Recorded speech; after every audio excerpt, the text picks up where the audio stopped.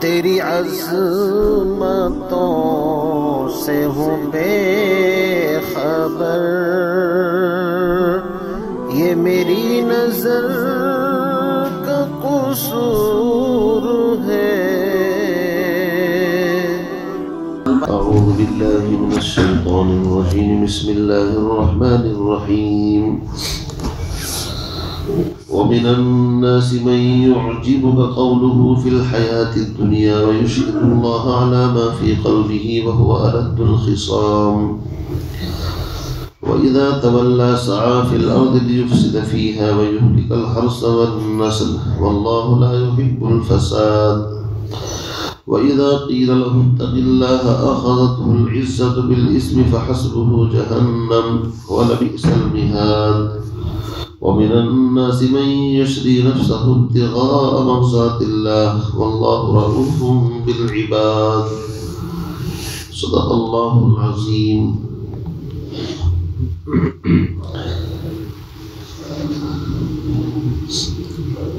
اس سے پہلی آیات میں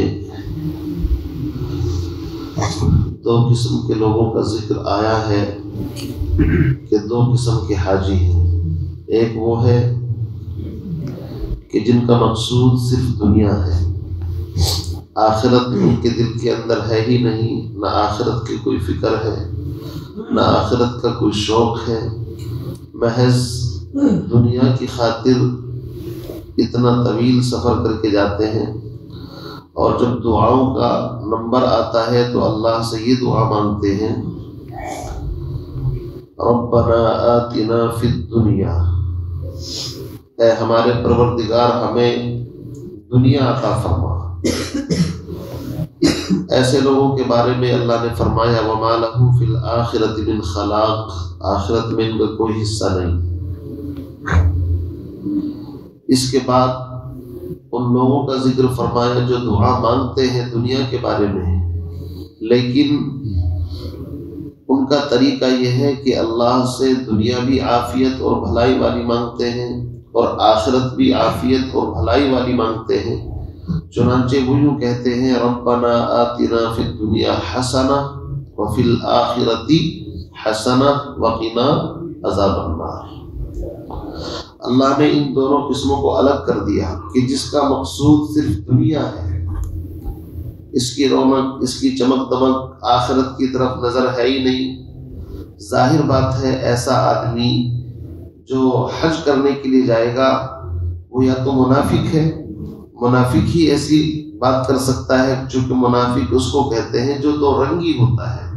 اسلام کا چوغا، اسلام کا لباس اس نے پہن لیا، داڑھی ٹوپی پگڑی سب کچھ لگا لی، لیکن اندر کی جو حقیقت ہے وہ اس کی بدلتی نہیں، اندر اس کے وہی کفر اور شرک رہتا ہے۔ تو اس لیے منافق کو الگ بیان کر دیا اور ایمان والوں کو الگ بیان کر دیا۔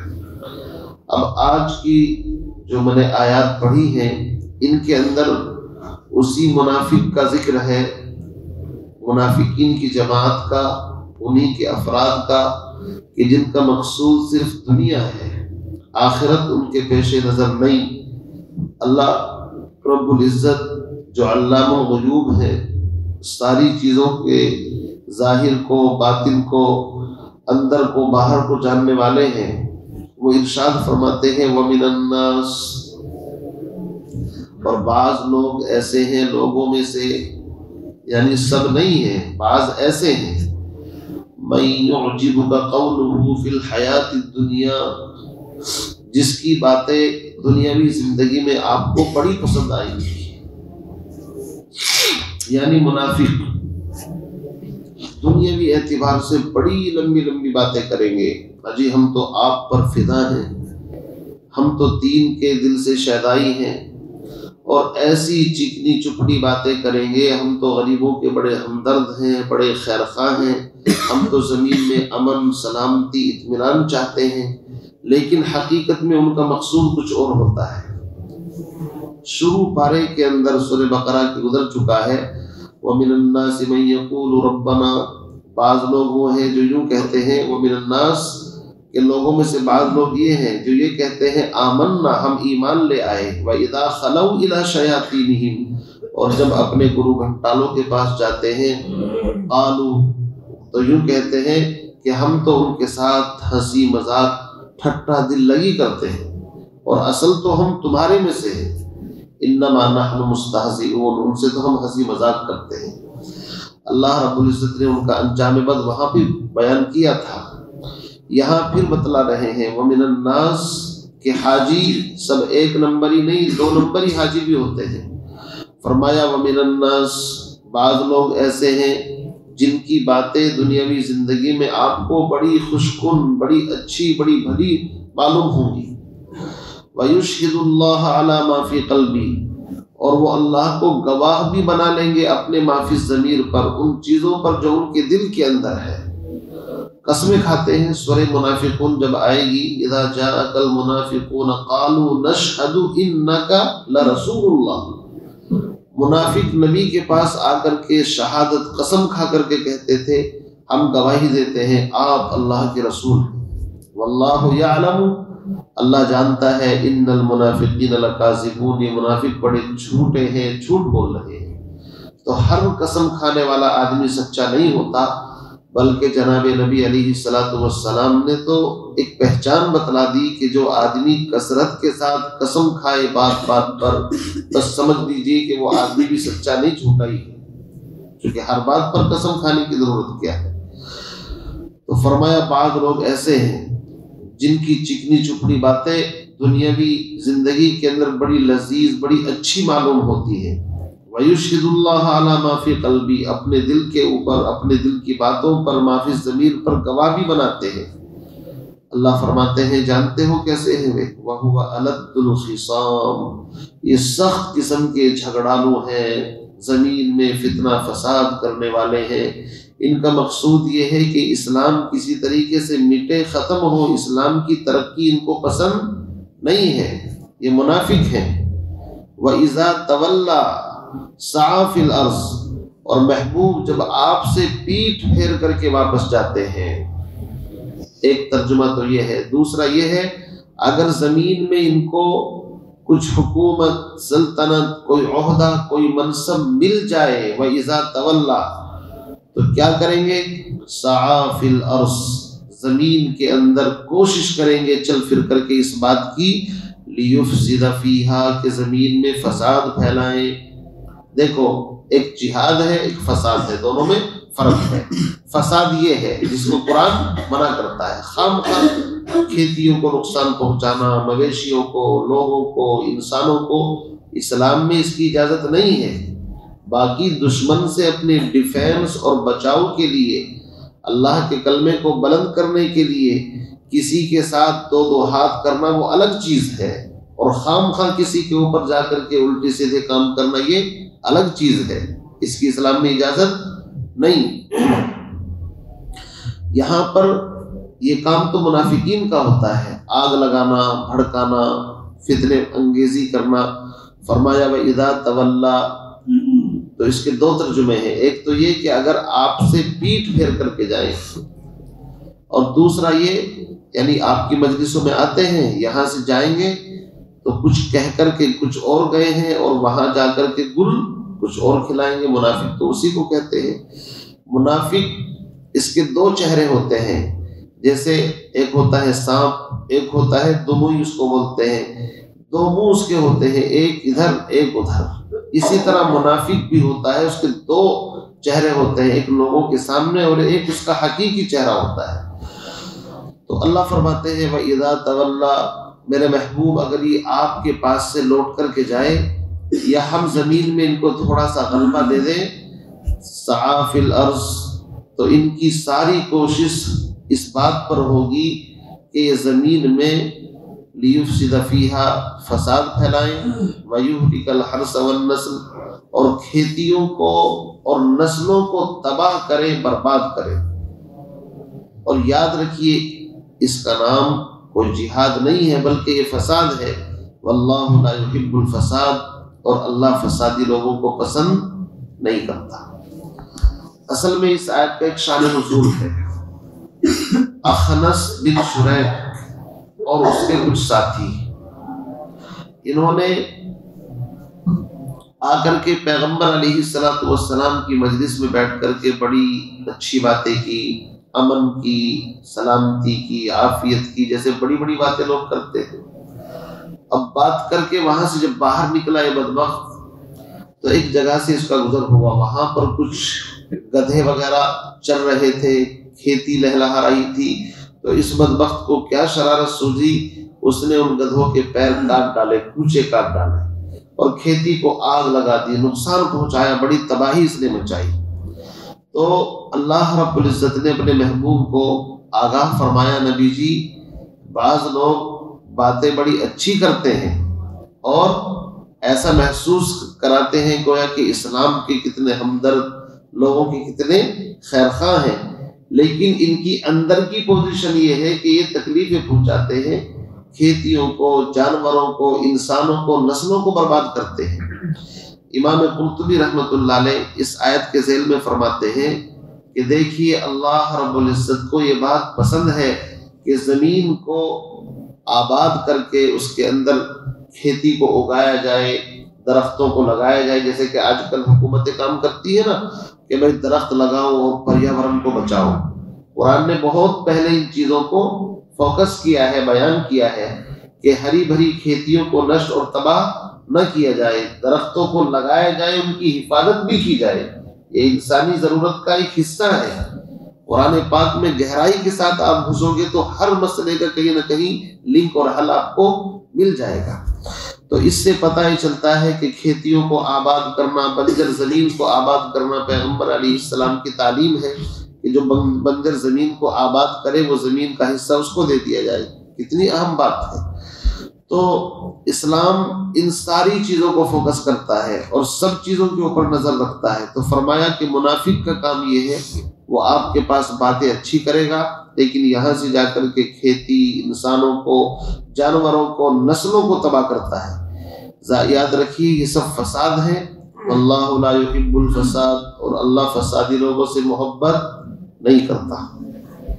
वइज़ा क़ीला, और जब ऐसे बदबख्तों से कहा जाता है इत्तक़िल्लाह, भाई अल्लाह से डरो, तो ये क्या करते हैं, अख़ज़तहुल इज़्ज़तु बिल इस्म, तो इनका गुरूर नफ्स इनको गुनाह पर आमादा करता है। ये सोचते हैं कि अगर हमने इनकी बात मान ली हमारी इंसल्ट हो जाएगी, हम छोटे माने जाएंगे, हम तो बड़े हैं, इनकी बात क्यों माने। तो इनका गुरूर नफ्स इनको गुनाहों पर आमादा करता है। फहस्बुहु जहन्नम, ऐसे लोगों के लिए आखिरकार ठिकाना जहन्नम है। वलबिअसल मिहाद, और जहन्नम क्या ही बुरी चीज़ है, क्या ही बुरा बिछौना है, क्या ही बुरा ठिकाना है। तो यहाँ तक मुनाफिकीन की मजम्मत बयान फरमाई। कुरान का उसूल ये है कि अगर एक तरफ किसी बुरी चीज़ को, बुरे पहलू को बयान करता है, तो उसके मुकाबले पर अच्छे काम करने वालों की तारीफ भी करता है। अगर एक तरफ जहन्नम का जिक्र करता है तो दूसरी तरफ जन्नत का तज़किरा करता है। तो अगली जो आयत है उसमें सहाबा की तारीफ है, ईमान वालों की तारीफ है। फरमाया कि बाज़ लोग तो ऐसे बदबख्त हैं जो खेतियों को, इनको सारी चीज़ों को नुकसान पहुंचाना चाहते हैं, ज़मीन में फसाद फैलाना चाहते हैं, लेकिन बाज़ बड़े मुखलिस, बड़े ईमानदार, मुत्तकी, परहेज़गार हैं। यहाँ तक कि उन्होंने अपनी जान को भी अल्लाह के रास्ते के लिए, अल्लाह के दीन के लिए बेच डाला। यानी बायबी के माने बेचना। किसी चीज़ को जब इंसान बेचता है तो दूसरी चीज़, किसी चीज़ के इवज़ में, समन क्या है, वो जन्नत है, उसके बदले में इंसान अपनी जान को बेच देता है। फरमाया वो मिनन्नास, और बाज़ लोग ऐसे भी हैं, मन यशरी, इसके दो माना आते हैं, बेचने के भी और खरीदने के भी माना भी आते हैं, और यहाँ दोनों माना मुराद लिए जा सकते हैं। वो मिनन्नास, और बाज़ लोग ऐसे हैं, मन यशरी, जो बेच देते हैं नफ्सा, अपनी ज़ात को, अपने पूरे वजूद को बेच देते हैं। किस लिए, इब्तिगा मरज़ातिल्लाह, अल्लाह की मर्जी और उसकी खुशनुदी के पेशे नज़र। उनका मकसूद ये होता है हमारा रब हमसे राजी और खुश है। याद रखिए इससे बड़ी कोई चीज़ नहीं है। مولانا حسین احمد مدنی کتنے عظیم انسان تھے. قرآن پاک کی جب آیت ورضوان من اللہ اکبر، اللہ کی رضا سب سے بڑی چیز ہے، اللہ سے ہمیشہ اللہ کی رضا مانگتے تھے، جنت نہیں مانگتے تھے. کیوں؟ جنت کا درجہ سیکنڈ نمبر پر ہے، فرسٹ نمبر پر کس کا درجہ ہے؟ اللہ کی رضا. اگر کسی کو اللہ مل جائے تو جنت کہاں بھائی؟ جنت تو قدموں میں ہوگی. اگر آپ کسی کو مہمان بلائیں اپنے گھر پر، ایمانداری کے ساتھ بتاؤ، جب مہمان پورا کا پورا وہ تمہارے گھر کے اندر آئے گا تو اس کی جوتی چپل کپڑے وہ تو خود بخود وہاں پر پہنچ جائیں گے. تو عقل مندی کا تقاضا یہ ہے، بڑے لوگ بڑی چیز اللہ سے مانگتے ہیں. مولانا حاجی امداد اللہ مہاجر مکی رحمۃ اللہ علیہ جب حج کے لیے گئے، وہ تو ہجرت کر کے وہیں پر چلے گئے تھے، تو خانہ کعبہ کا غلاف پکڑ کر کے کہتے تھے کوئی تجھ سے کچھ، کوئی کچھ مانگتا ہے، کوئی تجھ سے کچھ. انسان وہاں کوئی جاتا ہے، کوئی کہتا ہے کاروبار کے لیے دعا کرتا ہے، کسی کے اولاد نہیں اولاد کے لیے کرتا ہے، پتہ نہیں کیا کیا لوگ دعا مانگتے ہیں. کوئی جنت مانگتا ہے، کوئی جہنم سے پناہ مانگتا ہے. تو بڑے لوگوں کی جناب بڑی باتیں، کوئی تجھ سے کچھ، کوئی کچھ مانگتا ہے. الہی میں تجھ سے طلبگار تیرا، میں تجھے لینے کے لیے آیا ہوں، بس تو مل جائے مجھ کو تو سب سے بڑی دولت مل گئی. جو تو میرا تو سب میرا، فلک میرا زمین میری، اگر ایک تو نہیں میرا تو کوئی شے نہیں میری. تو اگر اللہ ہمارا ہے تو سب کچھ ہمارا ہے، اور اللہ نہیں ہے تو بھائی صاحب کچھ بھی نہیں ہے. اسی لیے جناب نبی علیہ الصلوۃ والسلام نے ایک پیاری دعا سکھائی ہے امت کو، اللہم انی اسألک رضاک والجنہ. یا اللہ میں تجھ سے تیری رضا مانگتا ہوں اور جنت مانگتا ہوں. یعنی رضائے خداوندی فرسٹ نمبر پر ہے اور جنت سیکنڈ نمبر پر ہے. اور آگے فرمایا وَأَعُوذُ بِكَ مِن سَخَطِكَ وَالنَّارِ، اور میں پناہ مانگتا ہوں تیرے غصے سے، تیرے غصے سے پناہ مانگتا ہوں اور جہنم سے پناہ مانگتا ہوں. جہنم سیکنڈ نمبر پر ہے، پہلے ہے اللہ کی ناراضگی. اور جو بندہ دین کے نبی کی سنتوں کا جنازہ نکالے تو ظاہر بات ہے اللہ تو اس سے ناراض ہو گئی بھائی.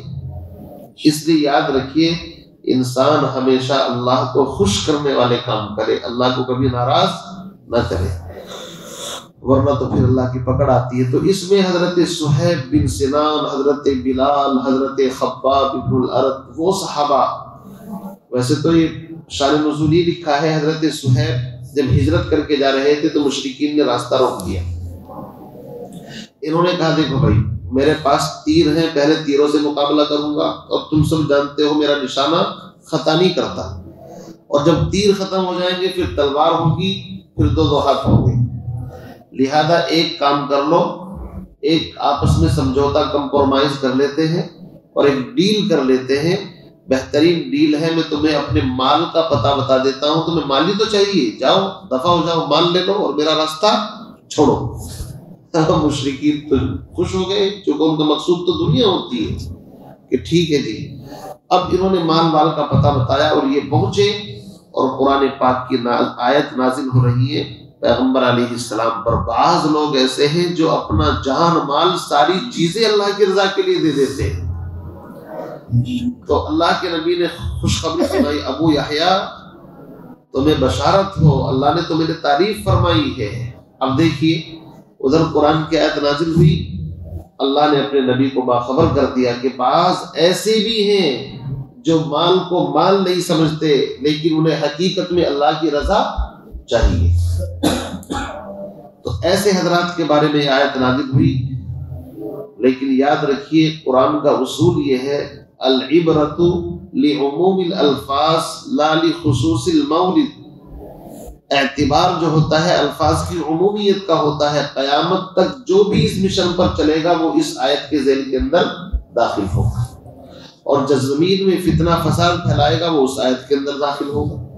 اس کا مطلب یہ نہیں کہ بس ان کے بارے میں نازل ہو گئی، کہانی ختم ہو گئی. ایک شان نزول ہوتا ہے، موقع ہوتا ہے، لیکن الفاظ عام ہوتے ہیں، ہر آدمی اسی جماعت کے اندر شریک ہوتا ہے. اگر ہم بھی اللہ کی رضا کو پانے کے لیے اپنا جان مال سرمایہ لگائیں گے تو انشاءاللہ انہی کے پیچھے صف کے اندر ہم بھی کھڑے ہو جائیں گے۔ اس لیے فرمایا وَمِنَ النَّاسِ، بعض لوگ ایسے ہیں مَن يَشْرِي نَفْسَهُ ابْتِغَاءَ مَرْضَاتِ اللَّهِ وَاللَّهُ رَءُوفٌ بِالْعِبَادِ، اللہ بندوں پر انتہائی مہربان ہے، بڑا مشفق ہے۔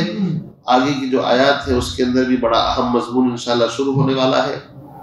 اللہ تعالیٰ سے دعا فرمائے ہم تمام کو امن، چین، سکون، عافیت کی زندگی نصیب فرمائے، اور ہمارے اس ملک کے اندر جو لوگ فتنہ فساد پھیلانا چاہتے ہیں، ملک کو کمزور کرنا چاہتے ہیں، اللہ ان تمام کو بھی ہدایت عقل سلیم نصیب فرمائے۔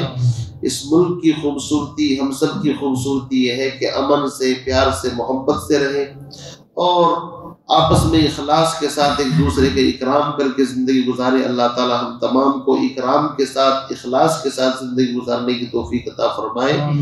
ہم سب کا اپنے اپنے وقت پر ایمان پر خاتمہ نصیب فرمائے۔